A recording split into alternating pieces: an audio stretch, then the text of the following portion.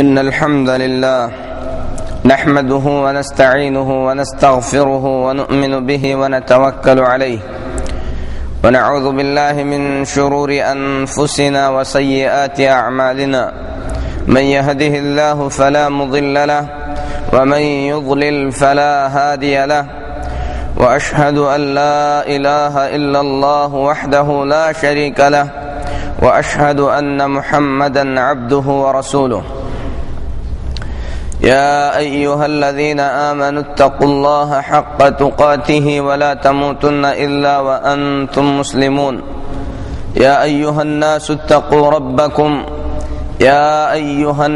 اتقوا ربكم الذي خلقكم من نفس واحدة وخلق منها زوجها وبث منهما رجالا كثيرا ونساء واتقوا الله الذي تساءلون به والأرحام إن الله كان عليكم رقيبا يا أيها الذين آمنوا اتقوا الله وقولوا قولا سديدا يصلح لكم أعمالكم ويغفر لكم ذنوبكم ومن يطع الله ورسوله فقد فاز فوزا عظيما أما بعد فإن أحسن الحديث كتاب الله وخير الهدي هدي محمد صلى الله عليه وسلم وشر الأمور محدثاتها وكل محدثة بدعة وكل بدعة ضلالة وكل ضلالة في النار. أعوذ بالله السميع العليم من الشيطان الرجيم. ووصينا الإنسان بوالديه حملته أمه وهنا على وهن وفصاله في عامين أن اشكر لي ولوالديك وإلي المصير وإن جاهداك على أن تشرك بي ما ليس لك به علم فلا تطعهما وصاحبهما في الدنيا معروفا واتبع سبيل من أناب إلي ثم إلي مرجعكم فأنبئكم بما كنتم تعملون. میرے محترم بھائیو، دین اسلام عدل و انصاف، حقوق و معاملات،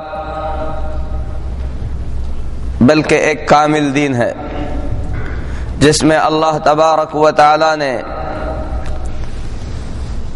ہر ایک کے حقوق کی حفاظت فرمایا ہے۔ رسول اللہ صلی اللہ علیہ وسلم کا دعوت کا ابتدائی دور تھا، اسی وقت سے اللہ کے رسول صلی اللہ علیہ وسلم لوگوں کو جہاں توحید اور اللہ کی عبادت کی دعوت دیتے تھے، وہیں پر اللہ کے رسول صلی اللہ علیہ وسلم کی دعوت میں یہ بھی شامل تھا کہ آپ صلی اللہ علیہ وسلم لوگوں کو رشتے جوڑنے کا حکم دیا کرتے تھے۔ رشتہ داری کو سنبھالنا، رشتے ناتوں کا خیال کرنا، رشتوں کو جوڑنا، یہ ایک ایسی نیکی ہے جس کے کرنے والے کے متعلق رسول اللہ صلی اللہ علیہ وسلم فرماتے ہیں، جو یہ چاہتا ہے کہ اس کی عمر میں برکت ہو، اسے زیادہ سے زیادہ رزق ملے، اسے چاہیے کہ وہ اپنے رشتہ داروں کو جوڑے۔ رشتوں کے کاٹنے کے سلسلے میں اللہ کے رسول صلی اللہ علیہ وسلم نے بے شمار حدیثوں میں بڑی سخت وعیدیں سنائی ہیں۔ اللہ کے رسول صلی اللہ علیہ وسلم فرماتے ہیں کہ اللہ تبارک و تعالی نے رحم کو پیدا کیا، یعنی رشتہ داری کو۔ اس کے بعد اللہ رب العالمین نے اس سے کہا کہ جو تجھ کو جوڑے گا میں اسے جوڑوں گا، اور جو رشتہ داریوں کو کاٹے گا میں اسے کاٹ کر رکھ دوں گا۔ صلہ رحمی، رشتہ داری کا احترام، رشتہ داریوں کا مقام و مرتبہ اسلام میں بہت اونچا اور بہت بڑا ہے، بلکہ ایسا شخص جو رشتہ داریوں کو کاٹتا ہے، اللہ کے رسول صلی اللہ علیہ وسلم نے ہمیں یہ حکم دیا ہے کہ ہم اس کے ساتھ بھی رشتہ داری کو نبھائے رکھیں۔ اور رشتہ داری آدمی کی جس سے جتنی زیادہ قریبی ہوتی ہے اس کا مقام اور مرتبہ اسلام میں اتنا ہی زیادہ اونچا اور اتنا ہی زیادہ بڑا ہوتا ہے۔ اس دنیا میں آدمی کا سب سے قریبی رشتہ دار اس کے ماں اور اس کے باپ ہیں۔ ماں باپ کا مقام، ماں باپ کا مرتبہ، ماں باپ کا درجہ اتنا اونچا ہے کہ آدمی اس مقام اور مرتبے کو صحیح طور پر سمجھ بھی نہیں پائے گا۔ اللہ تبارک و تعالی نے قرآن مجید میں کئی مقامات پر اپنی عبادت کے ساتھ ماں باپ کی اطاعت اور فرما برداری کو جوڑ کر بیان فرمایا ہے۔ اللہ رب العالمین سورۃ الاسراء میں فرماتا ہے وَقَضَى رَبُّكَ أَلَّا تَعْبُدُوا إِلَّا إِيَّاهُ وَبِالْوَالِدَيْنِ إِحْسَانًا، تمہارے رب کا تمہارے حق میں یہ فیصلہ ہے کہ اس کے سوا کسی کی عبادت مت کرو اور اپنے والدین کے ساتھ اچھا سلوک کرو۔ اللہ تبارک و تعالی نے پہلے توحید کا حکم دیا، توحید کے حکم سے فارغ ہونے کے فوراً بعد اللہ تبارک و تعالی نے ماں باپ کے ساتھ اچھا سلوک کرنے کا حکم دیا۔ مزید اس حکم کی تاکید کے لیے اللہ تبارک و تعالی نے فرمایا اما يبلغن عندك الكبر احدهما او كلاهما فلا تقل لهما اف، اگر تمہارے ماں باپ میں سے دونوں یا ایک بڑھاپے کی حالت میں تم تک پہنچ جائیں تو تم انہیں اف تک نہ کہو، فلا تقل لهما اف، تو تم ان کو اف تک نہ کہو، ولا تنہرهما، انہیں زور سے بات مت کرو، انہیں مت ڈانٹو، وقل لهما قولا کریما، اپنے ماں باپ سے جب بھی بات کرو نرمی کے ساتھ بات کرو، واخفض لهما جناح الذل من الرحمہ، رحمت اور شفقت سے اپنے پہلو کو ماں باپ کے لیے جھکا دو، وقل رب ارحمهما كما ربياني صغيرا، اور ان کے حق میں اللہ سے دعا کرتے رہو کہ اے اللہ جس طریقے سے میرے ماں باپ نے میرے لڑکپن میں مجھے پالا پوسا ہے اسی طریقے سے تو بھی ان پر رحم فرما۔ تو میرے محترم بھائیو، قرآن مجید کی اس آیت کریمہ میں اللہ تبارک و تعالی نے ماں باپ کے کئی حقوق بتلائے ہیں۔ سب سے پہلا حق اللہ تبارک و تعالی نے ماں باپ کے ساتھ حسن سلوک کرنے کا بتلایا ہے۔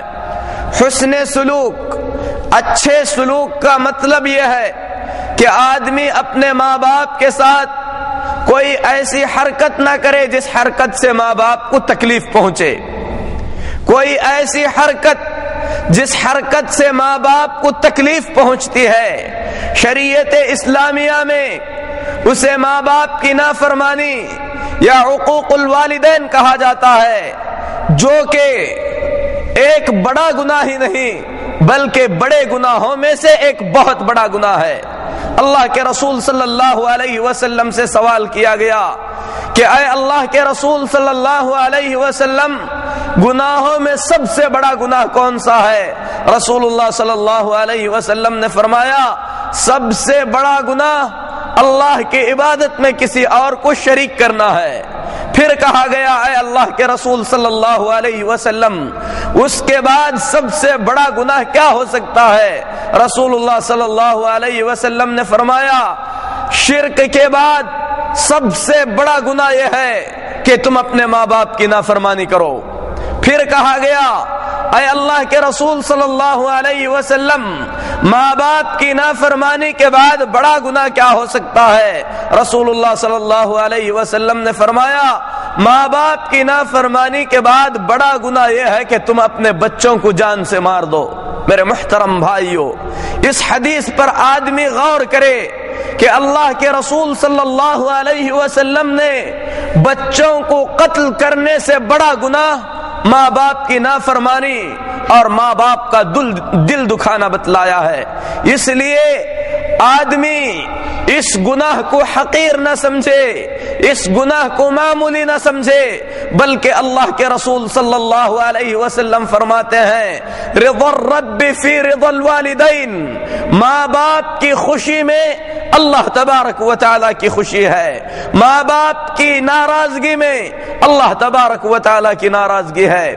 ماں باپ کا مقام، ماں باپ کا مرتبہ اللہ رب العالمین کے پاس اتنا اونچا اور اتنا بڑا ہے کہ رسول اللہ صلی اللہ علیہ وسلم کے پاس یمن سے ایک آدمی آتا ہے، کہتا ہے اے اللہ کے رسول صلی اللہ علیہ وسلم، میں اللہ کی رضامندی کے خاطر آپ کے ساتھ مل کر مشرکین سے جہاد کرنا چاہتا ہوں۔ اللہ کے رسول صلی اللہ علیہ وسلم فرماتے ہیں کہ کیا تیرے ماں باپ زندہ ہیں؟ وہ آدمی کہتا ہے ہاں اے اللہ کے رسول صلی اللہ علیہ وسلم، میرے ماں باپ زندہ ہیں۔ اللہ کے رسول صلی اللہ علیہ وسلم فرماتے ہیں جاؤ، جا کر اپنے ماں باپ کی اطاعت اور فرما برداری کرو، یہی تمہارا جہاد ہے۔ دوسری روایت میں اللہ کے رسول صلی اللہ علیہ وسلم کے پاس ایک آدمی آتا ہے، کہتا ہے اللہ کے رسول صلی اللہ علیہ وسلم، میں آپ کے ساتھ مل کر جہاد کرنا چاہتا ہوں۔ رسول اللہ صلی اللہ علیہ وسلم اس سے پوچھتے ہیں تیری ماں با حیات ہے؟ وہ آدمی کہتا ہے ہاں اللہ کے رسول صلی اللہ علیہ وسلم، میری ماں زندہ ہے۔ رسول اللہ صلی اللہ علیہ وسلم فرماتے ہیں جاؤ، جا کر اپنی ماں کی خدمت کرو۔ آدمی دوسرے طرف سے آتا ہے، کہتا ہے اے اللہ کے رسول صلی اللہ علیہ وسلم، اللہ کی رضامندی کے خاطر میں آپ کے ساتھ مل کر دشمن سے لڑنا چاہتا ہوں، مجھے اجازت دے دیجئے۔ اللہ کے رسول صلی اللہ علیہ وسلم فرماتے ہیں تیری ماں زندہ ہے؟ وہ صحابی کہتے ہیں ہاں اے اللہ کے رسول صلی اللہ علیہ وسلم، میری ماں با حیات ہے۔ رسول اللہ صلی اللہ علیہ وسلم فرماتے ہیں تم اپنے ماں باپ کی اطاعت اور خدمت کرو۔ آدمی تیسری طرف سے رسول اللہ صلی اللہ علیہ وسلم کے سامنے سے آتا ہے، کہتا ہے اے اللہ کے رسول صلی اللہ علیہ وسلم، میں آپ کے ساتھ مل کر جہاد کرنا چاہتا ہوں، مجھے جہاد کی اجازت دے دیجئے۔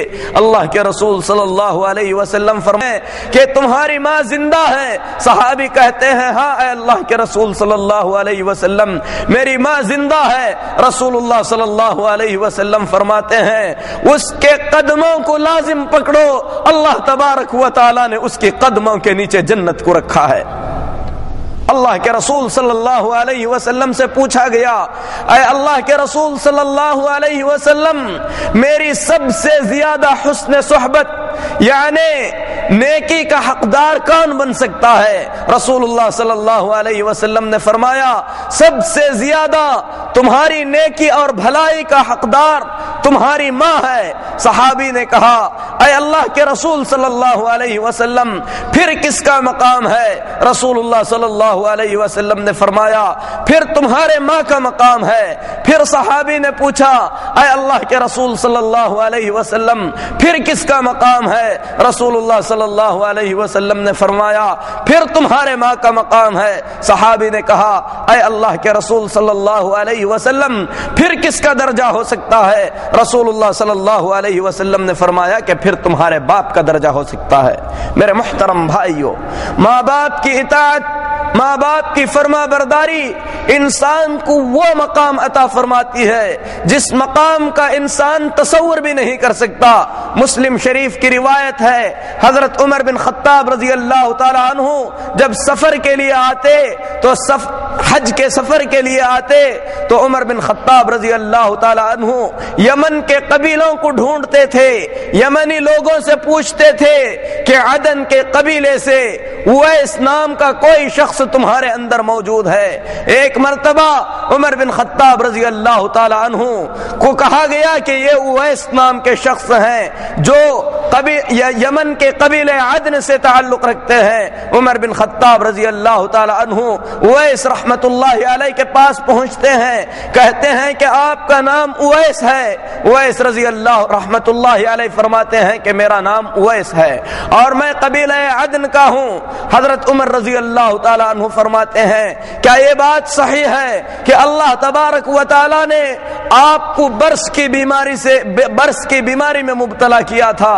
یعنی وہ بیماری جس بیماری میں انسان کے جلد کی رنگت بدل کر سفید شکل اختیار کر لیتی ہے۔ کہتے ہیں کہ ہاں مجھے برس کی بیماری تھی۔ حضرت عمر رضی اللہ تعالی عنہ فرماتے ہیں تمہاری بیماری دور ہو چکی ہے، لیکن تمہارے جسم میں 1 درہم کے برابر جگہ ایسی باقی ہے جہاں تک ابھی تک اس مرض کا نشان ہے۔ اویس رحمت اللہ علیہ فرماتے ہیں کہ ہاں حقیقت ایسی ہی ہے۔ عمر رضی اللہ تعالی عنہ فرماتے ہیں اللہ کے رسول صلی اللہ علیہ وسلم نے تمہیں سلام سنایا تھا اور یہ بھی فرمایا تھا کہ یمن کے آنے والے قبیلوں میں سے اویس نام کا ایک شخص آئے گا جس کا تعلق قبیلہ عدن سے ہوگا۔ وہ آدمی اپنے ماں کا بہت ہی زیادہ خیال رکھنے والا آدمی ہے۔ اللہ تبارک و تعالی نے اسے برس کی بیماری میں مبتلا کیا تھا، اس کی بیماری دور ہو چکی ہے اور اس کے جسم پر 1 درہم کے برابر جگہ ابھی بھی ایسی موجود ہے جس میں برس کی بیماری ہے۔ اس کی ماں کی اطاعت اور فرما برداری کی وجہ سے اللہ تبارک و تعالی نے اس کے درجے کو اتنا اونچا کیا ہے کہ اللہ سے وہ جو بھی مانگتا ہے اللہ تبارک و تعالی ضرور اسے عطا کرتا ہے۔ اے عمر، اگر اویس سے تمہاری ملاقات ہو جائے اور وہ تمہارے حق میں مغفرت کی دعا کر سکے تو ایسا ضرور کرانا۔ عمر رضی اللہ تعالی عنہ پوری حدیث بیان کر کے اویس رضی اللہ تعالی عنہ سے کہتے ہیں کہ میرے لیے مغفرت کی دعا کیجئے۔ میرے محترم بھائیو، یہ رسول اللہ صلی اللہ علیہ وسلم کی زندگی میں رہنے والے ایک شخص کا واقعہ ہے جنہوں نے اسلام تو قبول کر لیا تھا لیکن اپنی ماں کی دیکھ بھال کی خاطر وہ رسول اللہ صلی اللہ علیہ وسلم کے پاس سفر کر کے نہ آ سکے تھے۔ اللہ تبارک و تعالی نے ان کی ماں کی خدمت کا صلہ انہیں اس طریقے سے عطا فرمایا کہ اللہ سے جو کچھ مانگتے تھے اللہ تبارک و تعالی انہیں عطا فرماتا تھا۔ حضرت عمر رضی اللہ تعالی عنہ ان سے اپنے حق میں مغفرت کی دعا کراتے ہیں، پھر اس کے بعد کہتے ہیں کہ اے اویس، جب یمن جا رہے ہو تو مجھے بتا دینا، وہاں کے حاکم کے نام میں خط لکھتا ہوں کہ وہ تمہارا خاص خیال رکھے۔ حضرت اویس رحمت اللہ علیہ فرماتے ہیں کہ مجھے اس کی کوئی حاجت نہیں ہے، میں تو چاہتا ہوں کہ عام لوگوں کی طرح زندگی بسر کروں۔ دوسرے سال کبھی اسی یمن سے ایک اور قافلہ آتا ہے، عمر رضی اللہ تعالی عنہ اس قافلے کے بڑے لوگوں سے ملاقات کرتے ہیں، وہ اس کے متعلق پوچھتے ہیں کہ ان کی حالت کیا ہے۔ بتایا جاتا ہے کہ اے عمر رضی اللہ تعالی عنہ وہ ایک معمولی سے گھر میں تھوڑے سے ساز و سامان کے ساتھ رہتے ہیں۔ عمر رضی اللہ تعالی عنہ وہ اس قرنی کے مقام و مرتبے کو ان لوگوں کے سامنے بیان کرتے ہیں۔ یمن سے فارغ ہونے کے بعد وہ لوگ اویس قرنی رحمت اللہ علیہ کے پاس پہنچتے ہیں اور ان سے کہتے ہیں کہ آپ ہمارے لیے مغفرت کی دعا کیجئے۔ اویس رحمت اللہ علیہ فرماتے ہیں کہ ابھی تم لوگ ایک مبارک سفر سے واپس ہو رہے ہو، تم لوگوں کی دعا زیادہ قبول ہونے کے لائق ہے، لہذا میرے لیے تم لوگ دعا کرو۔ وہ لوگ جب اصرار کرتے ہیں تو اویس سمجھ جاتے ہیں کہ ان کی ملاقات عمر بن خطاب رضی اللہ تعالی عنہ سے ضرور ہوئی ہوگی۔ پھر اس کے بعد پوچھتے ہیں کہ کیا تم لوگ عمر بن خطاب سے ملے تھے؟ ان سے کہا جاتا ہے کہ ہماری ملاقات عمر بن خطاب رضی اللہ تعالی عنہ سے ہوئی تھی۔ تو اس کے بعد اویس قرنی رحمت اللہ علیہ روپوش ہو جاتے ہیں، یعنی کسی ایسی جگہ میں چلے جاتے ہیں جس کے متعلق جانا نہیں جاتا۔ تو میرے محترم بھائیو، ماں باپ کا مقام و مرتبہ اتنا عظیم اور اتنا اونچا ہے کہ اللہ تبارک و تعالی اس مقام اور مرتبے سے بہت کچھ عطا فرماتا ہے۔ اس کے برخلاف اللہ کے رسول صلی اللہ علیہ وسلم فرماتے ہیں پچھلی امتوں میں ایک ایسا آدمی تھا جس کا نام جریج تھا، جو اللہ تبارک و تعالی کی بہت ہی زیادہ عبادت اور اللہ تبارک و تعالی کی فرما برداری میں لگا ہوا ہوتا تھا۔ اللہ کی عبادت کے خاطر دنیا سے کنارہ کشی اختیار کر کے ایک چھوٹا سا عبادت خانہ بنا کر وہ عبادت میں مشغول تھا۔ اچانک اس کی ماں اس عبادت خانے کے پاس پہنچتی ہے، اپنے بیٹے کو آواز دیتی ہے۔ جریج عبادت کی حالت میں مشغول تھے، اللہ سے فرماتے ہیں اے اللہ میں نماز کی حالت میں ہوں، باہر سے ماں آواز دے رہی ہے، میں ماں کی آواز کو لبیک کہوں یا اپنی نماز میں قائم رہوں؟ نماز میں قائم رہتے ہیں، ماں آواز دے کر چلی جاتی ہے۔ دوسرے دن آتی ہے، پھر جریج کو آواز دیتی ہے، جریج اسی طریقے سے نماز کی حالت میں تھے۔ کہتے ہیں ربی صلاتی و امی، اے اللہ ایک طرف میری نماز ہے، دوسری طرف میری ماں ہے، کس کی طرف جاؤں؟ پھر نماز میں مشغول رہتے ہیں۔ تیسرے دن ماں پھر تشریف لاتی ہے، جریج کو پھر آواز دیتی ہے، جریج بدستور نماز میں قائم تھے۔ کہتے ہیں ربی صلاتی و امی، اے اللہ ایک طرف نماز ہے، دوسری طرف ماں ہے، کس طرف دھیان دوں؟ نماز میں ہو جاتے ہیں۔ ماں 3 دن تک آ کر واپس جا رہی تھی، تیسرے دن ماں کی زبان سے بد دعا نکلتی ہے، کہتی ہے کہ جریج اللہ تجھے اس وقت تک موت نہ دے جب تک کہ تو بدکار عورتوں کی شکل کو نہ دیکھ لے۔ میرے محترم بھائیو، ماں کی بد دعا بڑا اثر رکھتی ہے۔ اللہ کے رسول صلی اللہ علیہ وسلم فرماتے ہیں 3 لوگوں کی بد دعا سے بچو، مظلوم کی بد دعا سے بچو، کیونکہ اللہ تبارک و تعالی نے مظلوم کی بد دعا اور عرش کے درمیان کوئی چیز آڑے نہیں رکھی ہے۔ مظلوم کی بد دعا سیدھے اللہ کے عرش کو پہنچتی ہے، اللہ کے عرش کو لپیٹ لیتی ہے۔ اللہ تبارک و تعالی فرماتا ہے، مظلوم سے کہتا ہے لَأَنصُرَنَّكَ وَلَوْ بَعْدَ حِينٍ، اے مظلوم میں ضرور تیری مدد کر کے رہوں گا، چاہے اس مدد میں تھوڑی دیر ہی کیوں نہ لگے۔ اسی طریقے سے ماں باپ اگر اپنے بچوں کے حق میں بد دعا کرتے ہیں تو اللہ تبارک و تعالی ماں باپ کی بد دعا کو کبھی اپنے بچوں کے حق میں رد نہیں کرتا۔ ماں باپ کی بد دعائیں بچوں کے حق میں ضرور قبول ہوتی ہیں۔ جریج کی ماں نے بد دعا کی، کہا کہ اللہ تجھے اس وقت تک موت نہ دے جب تک کہ تو اپنی آنکھوں سے بدکار عورتوں کو نہ دیکھ لے۔ پھر کیا تھا میرے محترم بھائیو؟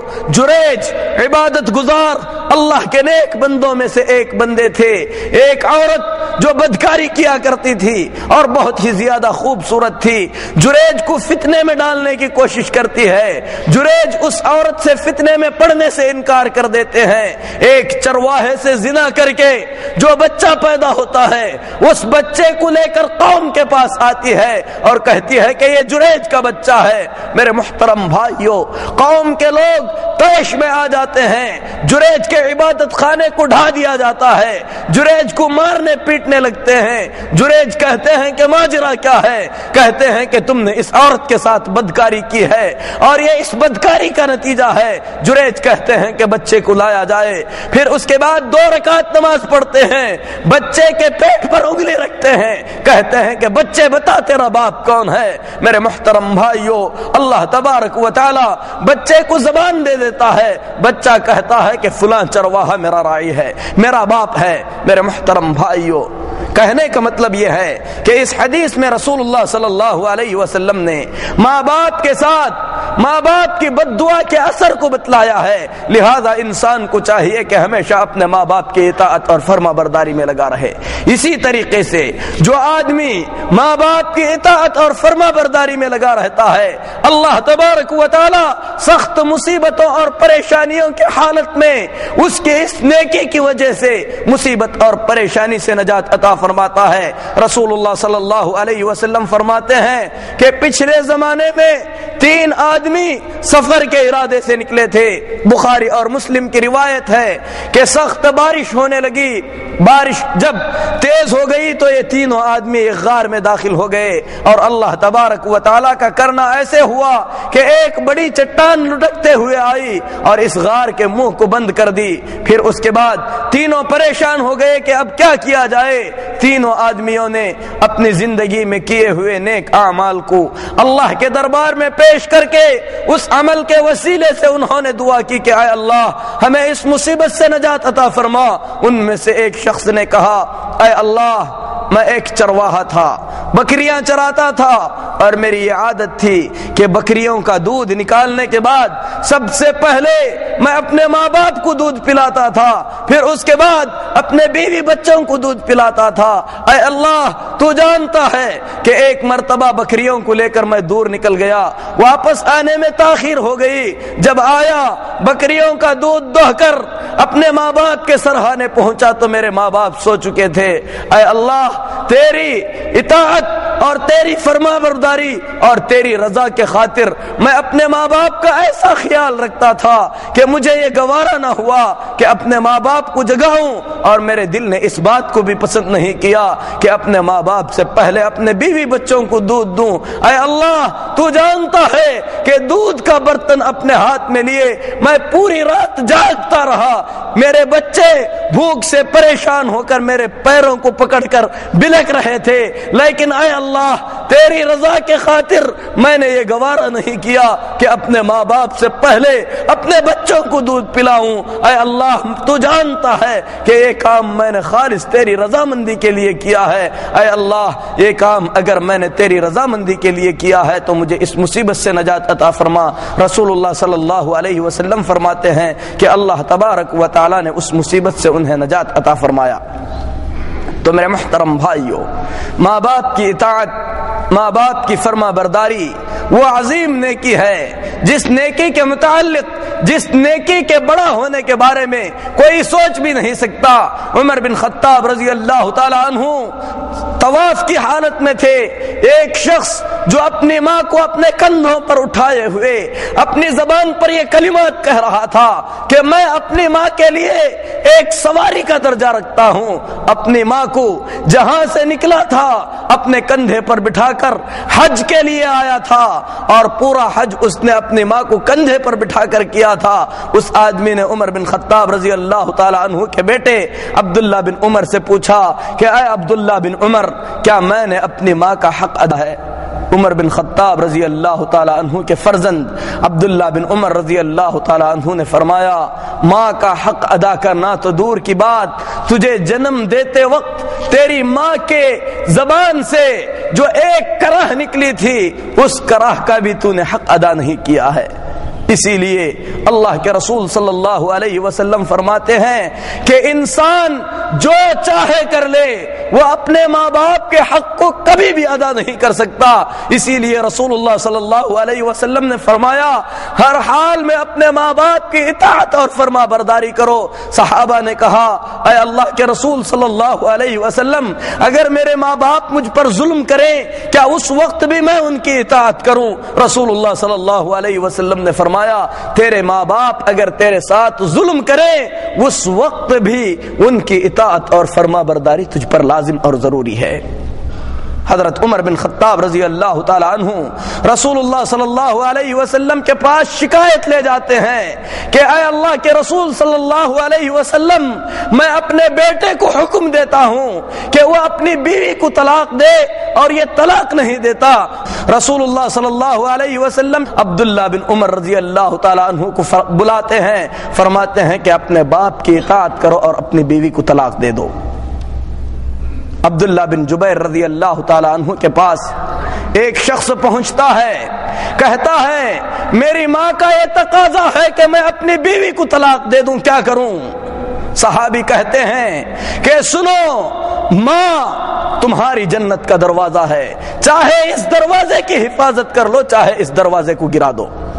میرے محترم بھائیو، ماں باپ کا مقام، ماں باپ کا مرتبہ اس قدر اونچا اور اس قدر بڑا ہے کہ وہ حدیث جس میں رسول اللہ صلی اللہ علیہ وسلم نے منبر کے زینے پر قدم رکھتے ہوئے آمین کہا تھا، اس میں آپ نے حضرت جبرائیل علیہ السلام نے بد دعا کی تھی کہ اللہ ہلاک کرے ایسے آدمی کو جس نے اپنے ماں باپ کو بڑھاپے کی حالت میں پایا اور ان کی خدمت کر کے جنت میں داخل نہ ہو سکا۔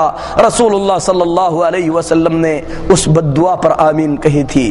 اسی طریقے سے رسول اللہ صلی اللہ علیہ وسلم فرماتے ہیں رغم انفہ رغم انفہ رغم انفہ، اس کا برا ہو، اس کا برا ہو، اس کا برا ہو۔ صحابہ نے کہا اے اللہ کے رسول صلی اللہ علیہ وسلم، وہ کون ہے جس کا برا ہونے کے بارے میں آپ فرما رہے ہیں؟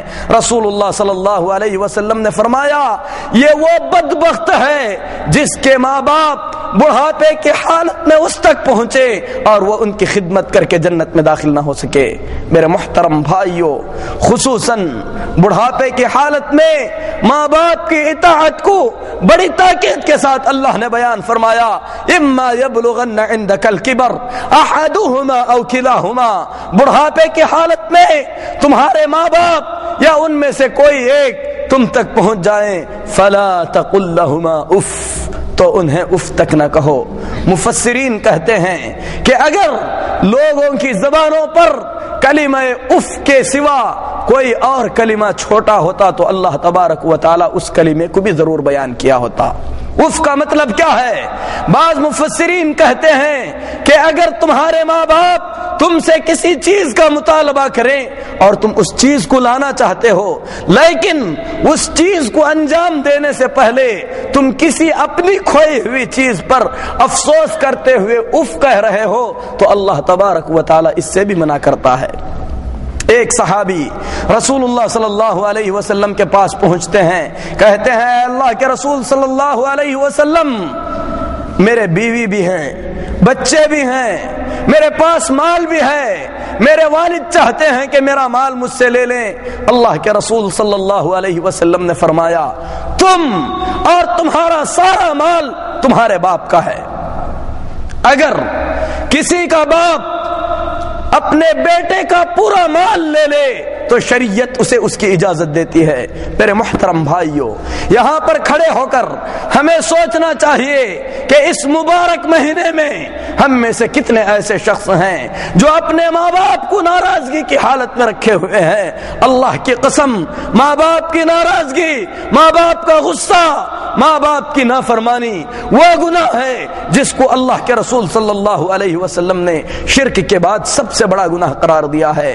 زندگیاں باقی ہیں، اس لیے میرے محترم بھائیوں، جس شخص نے شیطان کے وسوسے میں آ کر اپنے ماں باپ کو ناراض کیا ہے اسے چاہیے کہ گڑ گڑا کر اپنے ماں باپ سے اس کی معافی مانگے، اللہ تبارک و تعالیٰ کو راضی کرنے کی کوشش کرے، کیونکہ یہ دنیا ہے۔ اور یہ بھی جان لے کہ ہر ماں، ہر باپ جب بچہ ندامت اور شرمندگی کے ساتھ ان کے پاس پہنچ کر معافی مانگتا ہے تو اپنے دلوں سے اپنے بچے کو معاف کر دیتے ہیں۔ اس لیے میرے محترم بھائیوں، موت کے آنے سے پہلے اپنے ماں باپ کو راضی کرنے کی کوشش کرو۔ اور ہم میں سے جن کے ماں باپ کا انتقال ہو چکا ہے، ماں باپ کے انتقال کے بعد ماں باپ کے ساتھ حسن سلوک ختم نہیں ہوتا، بلکہ ماں باپ کے انتقال کے بعد بھی آدمی پر ضروری ہو جاتا ہے کہ اپنے ماں باپ کے ساتھ حسن سلوک کرتا رہے۔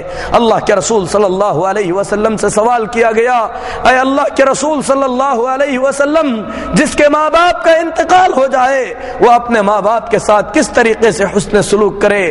رسول اللہ صلی اللہ علیہ وسلم نے فرمایا کہ ان کے ساتھ حسن سلوک یہ ہے کہ ان کے لیے رحمت اور مغفرت کی دعا کرے، ان کے لیے گناہوں کے بخشش کی دعا کرے، ان کی طرف سے صدقہ و خیرات کرے۔ وہ لوگ جو کسی سے وعدہ کیے ہوئے ہیں اس کے وعدے کو پورا کرے، ان کی جو رشتہ داریاں ہیں ان رشتہ داریوں کو جوڑنے کی کوشش کرے۔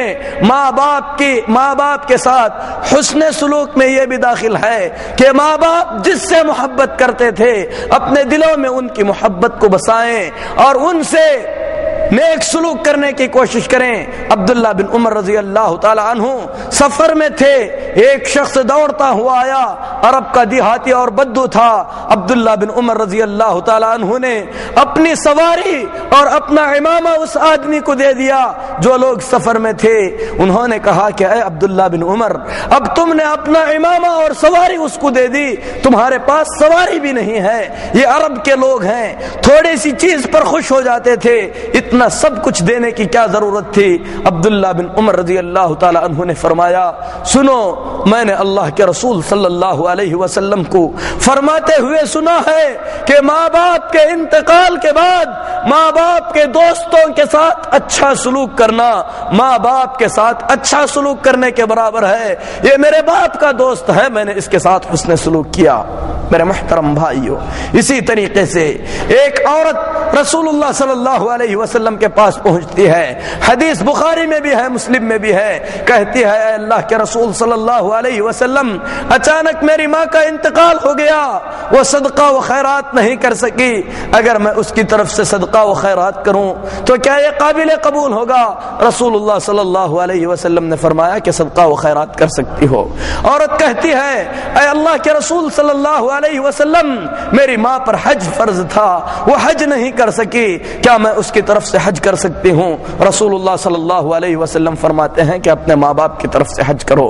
اسی طریقے سے میرے محترم بھائیو، اللہ کے پیارے رسول محمد صلی اللہ علیہ وسلم جب پیدا ہوئے یتیم تھے، آپ کے ماں باپ آپ صلی اللہ علیہ وسلم کے بچپن میں ہی انتقال کر چکے تھے۔ اللہ کے نبی صلی اللہ علیہ وسلم مدینہ طیبہ سے تشریف لا رہے تھے، آپ صلی اللہ علیہ وسلم اس مقام پر پہنچے جہاں پر آپ کی ماں کی قبر ہے۔ رسول اللہ صلی اللہ علیہ وسلم نے اللہ تبارک و تعالی سے اجازت مانگی کہ اللہ تبارک و تعالی آپ کو آپ کے ماں کی قبر کی زیارت کی اجازت دے دے۔ اللہ رب العالمین نے اجازت عطا فرمائی۔ صحابہ کو لے کر اللہ کے نبی صلی اللہ علیہ وسلم اپنی ماں کی قبر کے پاس پہنچے، زار و قطار رونے لگے، تمام صحابہ رسول اللہ صلی اللہ علیہ وسلم کے ساتھ رونے لگے۔ اس کے بعد رسول اللہ صلی اللہ علیہ وسلم نے فرمایا، میں نے اپنے رب سے اپنے ماں کے قبر کی زیارت کی اجازت مانگی، میرے رب نے ماں کے قبر کی زیارت کی اجازت تو دے دی، میں نے اللہ سے کہا کہ اے اللہ اپنے ماں کے حق میں مغفرت کی دعا کرنے کی اجازت دے دے۔ اللہ تبارک و تعالی نے میری ماں کے حق میں مغفرت کی اجازت مجھے نہیں عطا فرمائی۔ اللہ کے نبی صلی اللہ علیہ وسلم رونے لگے۔ آپ صلی اللہ علیہ وسلم نے اپنے ساتھ صحابہ کرام رضوان اللہ علیہم اجمعین کو بھی رلایا۔ میرے محترم بھائیوں،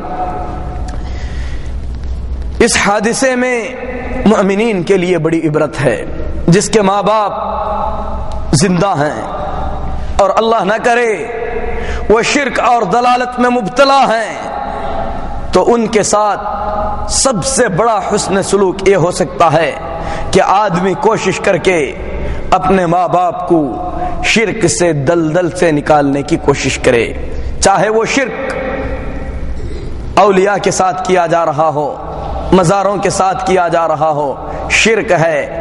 اگر آدمی شرک کی حالت میں اس دنیا سے نکل جاتا ہے، اللہ تبارک و تعالی اس کے لیے اپنے قانون کو نہیں بدلتا۔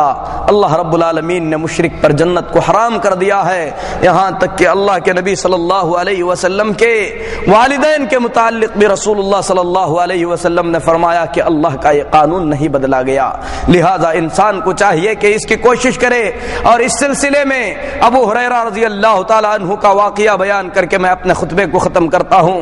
حضرت ابو ہریرہ رضی اللہ تعالی عنہ روتے ہوئے رسول اللہ صلی اللہ علیہ وسلم کے پاس پہنچتے ہیں، کہتے ہیں اے اللہ کے نبی صلی اللہ علیہ وسلم، میں اپنی ماں کو اسلام کی دعوت دیتا تھا، میری ماں مجھے بہت کچھ برا بھلا سناتی تھی، آج میں نے جب اپنی ماں کو اسلام کی دعوت دی تو اے اللہ کے رسول صلی اللہ علیہ وسلم، میری ماں نے آپ کو بھی برا بھلا کہا ہے، اللہ کے لیے دعا کیجئے کہ اللہ تبارک و تعالی میری ماں باپ کو ہدایت عطا فرمائے۔ اللہ کے رسول صلی اللہ علیہ وسلم دعا فرماتے ہیں کہ اے اللہ ابو ہریرہ کی ماں کو ہدایت عطا فرما۔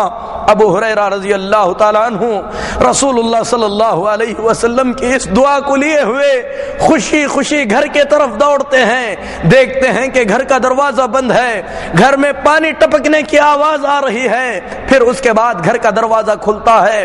ابو ہریرہ رضی اللہ تعالیٰ عنہ کی ماں نہا دھو کر دوسرے کپڑے پہن کر ابو ہریرہ کے سامنے نکلتی ہے اور زبان سے کہتی ہے اشہد ان لا الہ الا اللہ و اشہد ان محمد رسول اللہ، میں گواہی دیتی ہوں کہ اللہ کے سوا کوئی عبادت کے لائق نہیں، میں گواہی دیتی ہوں کہ محمد صلی اللہ علیہ وسلم اللہ کے رسول ہیں۔